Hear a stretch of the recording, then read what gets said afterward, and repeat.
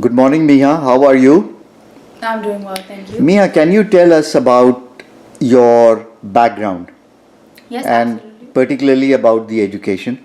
Yes, absolutely. So, because of my father's job, we were kind of always moving countries. So, I spent a lot of my formative years living in different countries, namely Sri Lanka and Philippines, as well as India.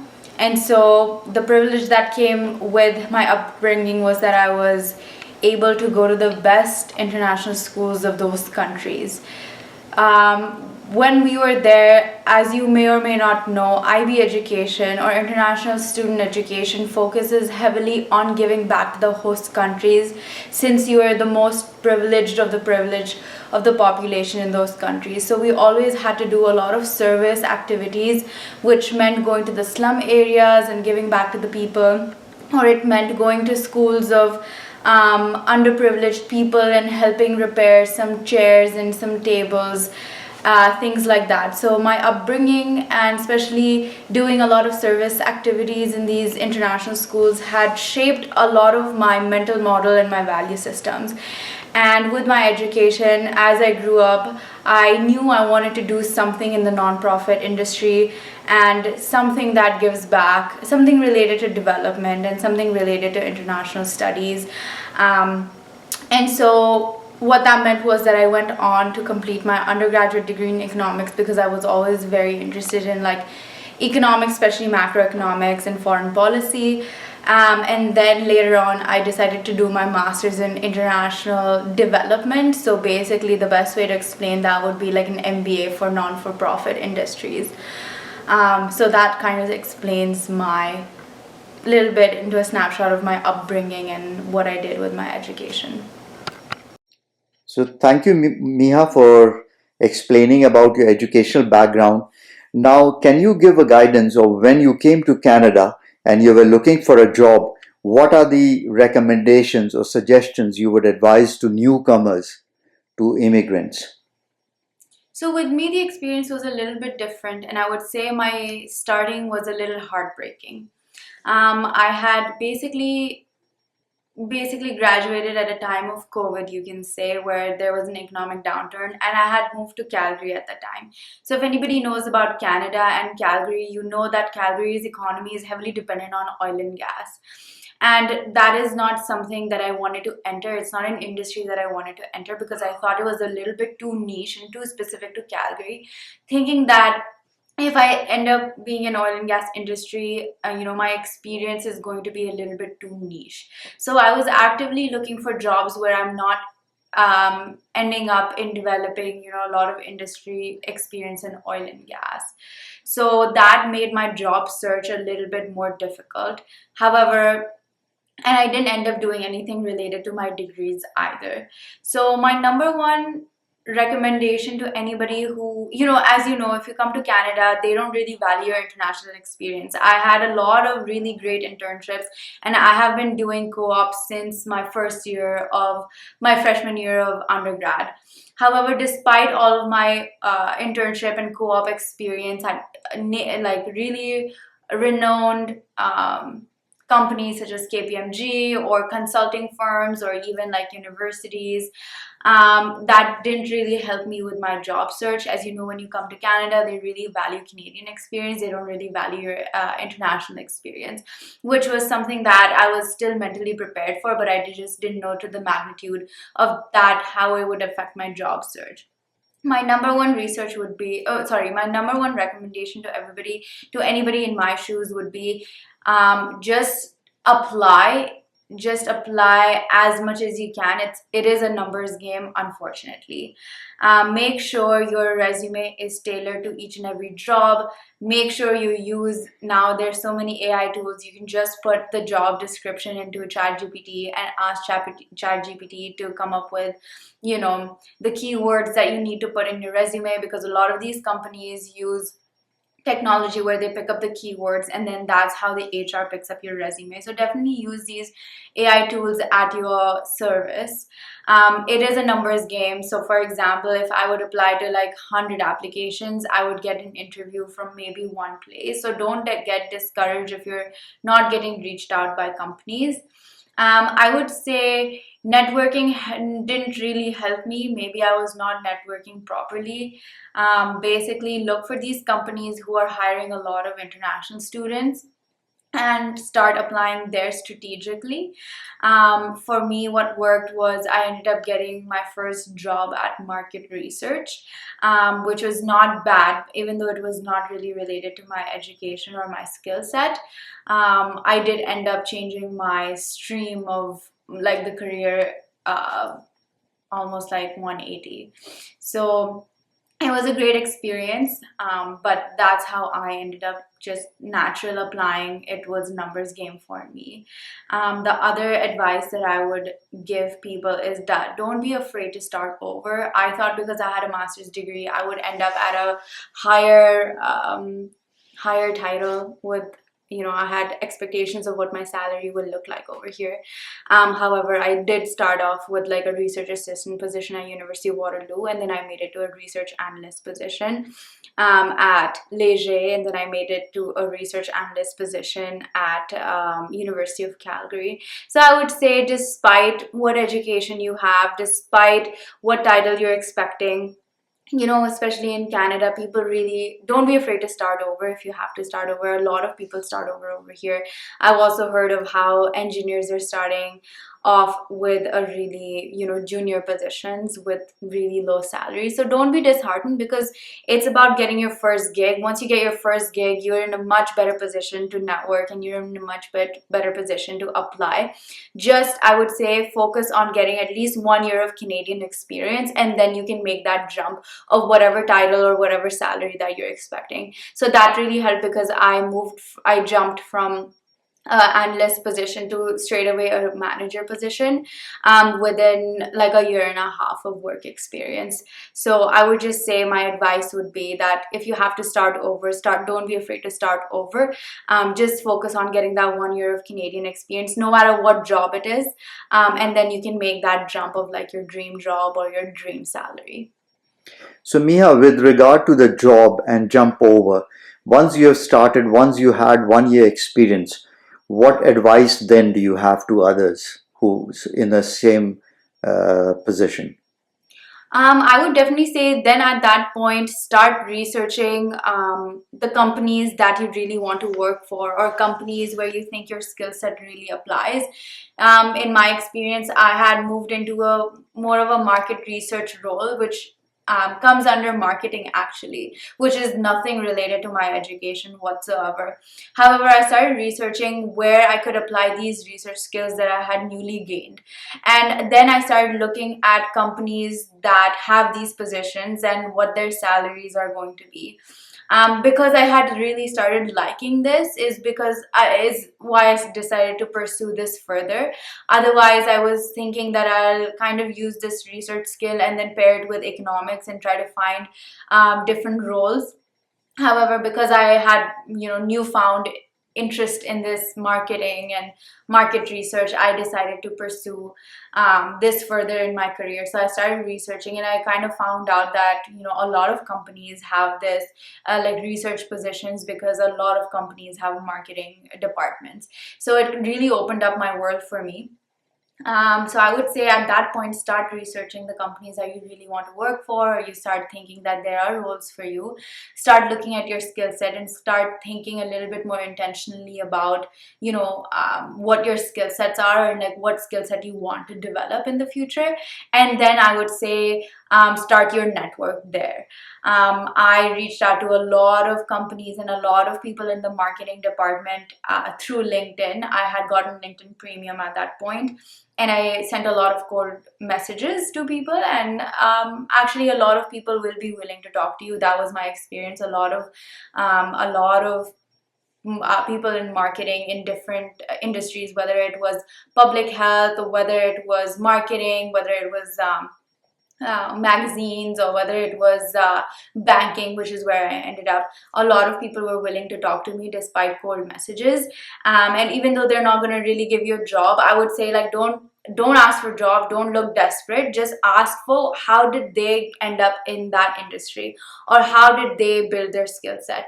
And slowly, when I found out that there was an opening in the bank that I wanted to work in, I had basically asked somebody to give me advice on my resume, and then basically that person ended up being really nice, and said that they will refer me, and then I ended up getting that job. So I would say that, especially with networking, I think once you have that 1 year work experience and you have kind of figured out where your skill set is at, then start that LinkedIn code messages. Before that, it really does not help in my experience, because at that point you just look like, a random person who is trying to just ask for a job, which never looks good. So, Mia, also tell us about your internship experience. Now, there are a lot of new graduates up in the job market. So, what kind of internship should they look for and then finally get into a job of their liking? What advice do you have for them? That's a big question. I would say, in terms of internships, definitely aim for big brand names. I know that's really difficult, but if you can, aim for big brand names, especially in Canada. So regardless of what that industry is, regardless of whether it's healthcare or oil and gas or banking or marketing, it does not matter. Like, aim for a big brand name if you can, because that definitely helps your resume get picked. But if you cannot, don't be afraid to apply, because I feel like a lot of these companies have a lot of student 101 positions. I have seen, even in the company that I work in, they're hiring almost 20-30 student 101 positions. Of course, it gets really competitive, but definitely apply, because a lot of these companies are actually incentivized to hire students and enroll them in student 101 programs. And these programs really help you meet people that may hire you. Like, I know a lot of these kids who do student 101 positions and then end up landing at least like a part-time job or a full-time positions, regardless of what's happening in the economic downturn or boom. So I would say definitely apply to these student 101 positions, and surely, like, that will make your path much easier. So, what is one-to-one position, Mia, for external candidates they may not know? So a lot of these big companies actually get incentivized by the government to hire students, or to hire, yeah, basically students for their internships. Basically, what that means is, like, the government of Canada pays these companies to hire students. And so a lot of these big companies will likely have, like I said, it's a numbers game. So they can actually hire 20-30 kids, whereas smaller companies maybe can only hire 1 or 2 people. So student 101 positions are basically these internship positions. So you can, as long as you're enrolled in any university, it doesn't matter if you're in undergrad or in masters, you will be eligible to apply to these positions, regardless of what your age is, regardless of what your skill experience is. So a lot of these positions come out in the summer semester as well as winter semester, so you're not really time bound.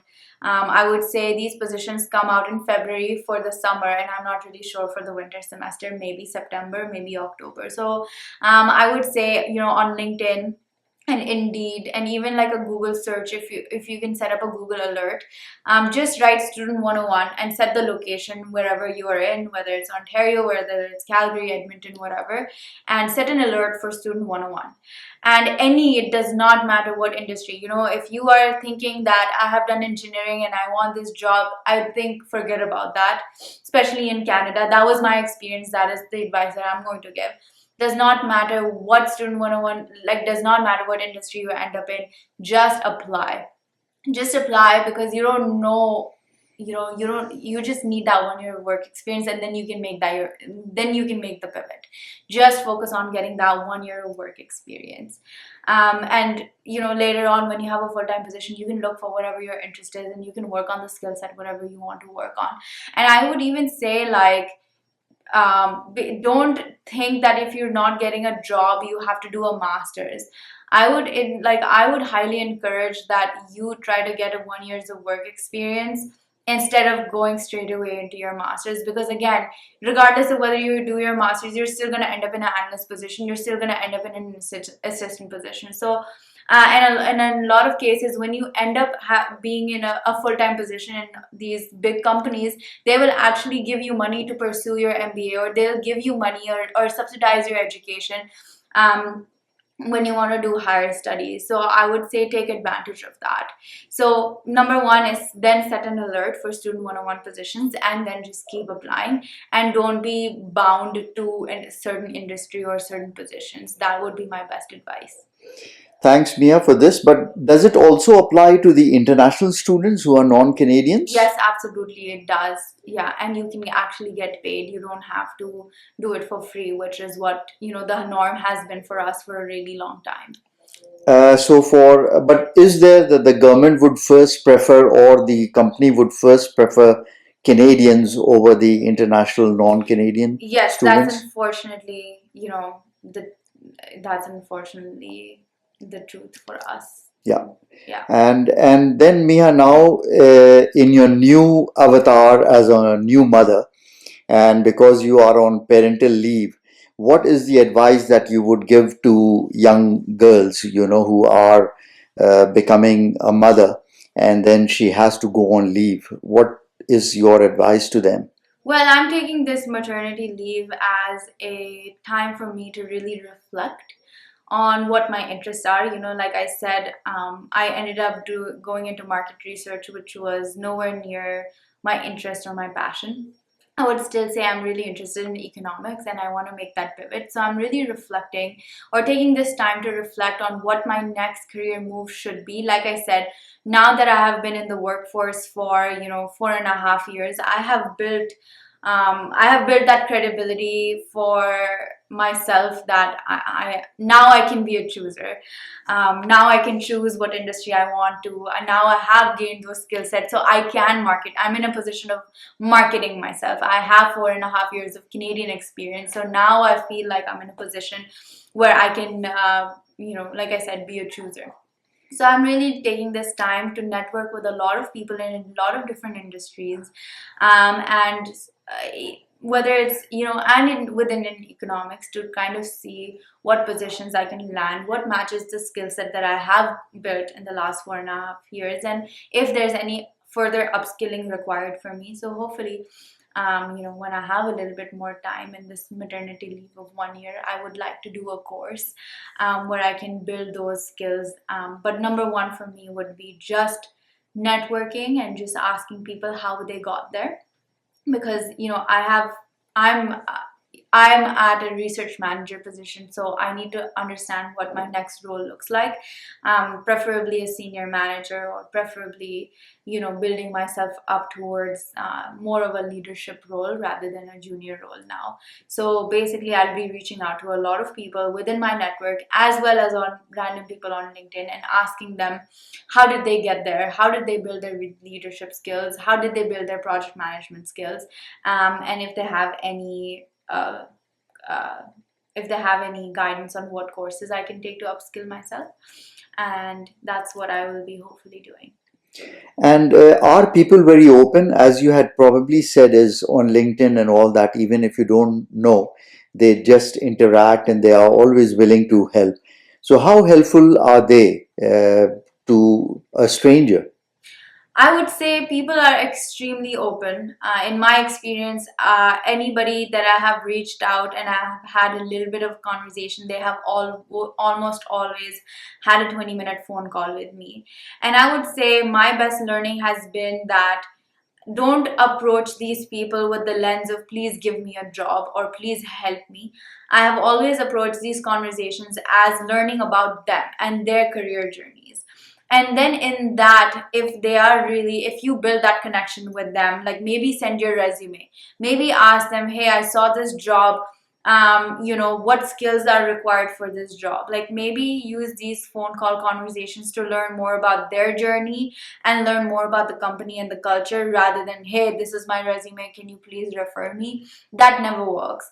So when you are genuinely interested in people and their journeys and get into the careers, they are more likely to ask you how you're doing. And I would always say, okay, I would always say that whenever there's, Christmas, or whenever there is some sort of a holiday, definitely reach out, say, hey, how are you doing? Or if you hear news about their company, just always say, hey, I heard your company made a really good profit. Like, how's it going? Or, hey, I saw your team release XYZ. Looks really interesting. Can you tell me more about this? So when you have these prompts, and when you have a little bit of an agenda, and it's not just like, hey, I'm looking for a job, it's really hard out here looking for a job, like that never works. Always talk to them with a purpose. Try to maintain that connection. I would say, like, if somebody's really interested in you and is really helping you out, try to talk to them at least 4 times a year. Some can be social, some can be work related. And yeah, people have always been open, but if you are interested in their journey, they'll actually share more. And that is more likely to help you. Like, definitely, I would say my biggest learning has been, like, try to develop a connection with them rather than reaching out to them and asking for a job.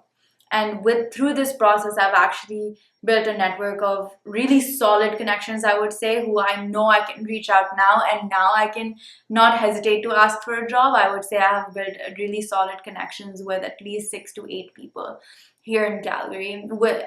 So I would say that has been, at least that's been my learning. Yeah. So, Mia, just differentiating between a Canadian and a non-Canadian first-time immigrant, would you have different sets of advices for them very quickly?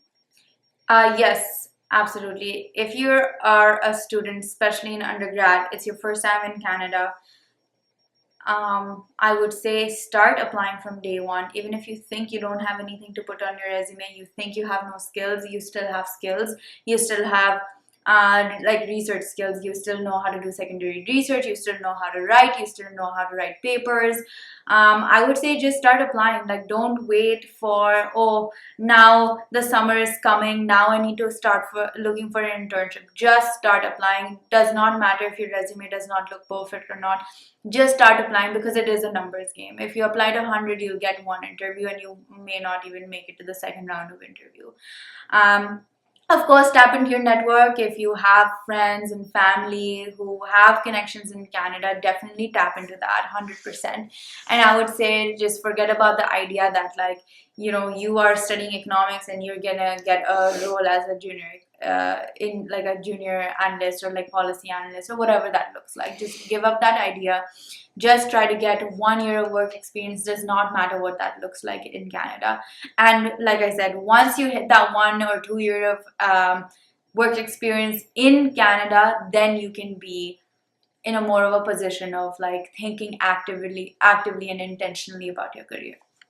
Whereas once you're a Canadian, or you have that Canadian experience, then you can intentionally start looking at your career. And then those cold call messages on LinkedIn and building your network is going to work out better for you, because even those people now know that you have Canadian work experience. If you don't have Canadian work experience, even even if you're building a network, they will hesitate to recommend you for anything, because again, they don't know your credibility. Unfortunately, even if we have a world's experience, like I had work experience living in Singapore, I have experience living in Philippines. Sorry, by living I mean working in Philippines, working in big economies like Singapore. I had experience working in States, but even that was kind of nullified. Canadian experience means solid Canadian experience.